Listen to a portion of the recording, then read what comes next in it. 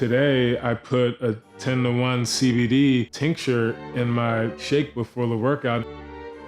I'll even vaporize cannabis before and after workouts.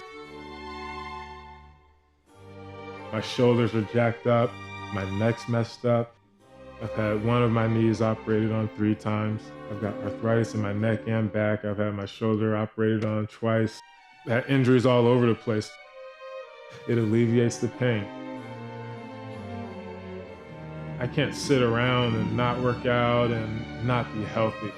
I've seen a lot of athletes do that and put on a ton of weight, and they're miserable, and then they're back in the doctor's office, probably getting prescribed opioids. Cannabis is an integral part of my training. It's always in my gym bag for sure.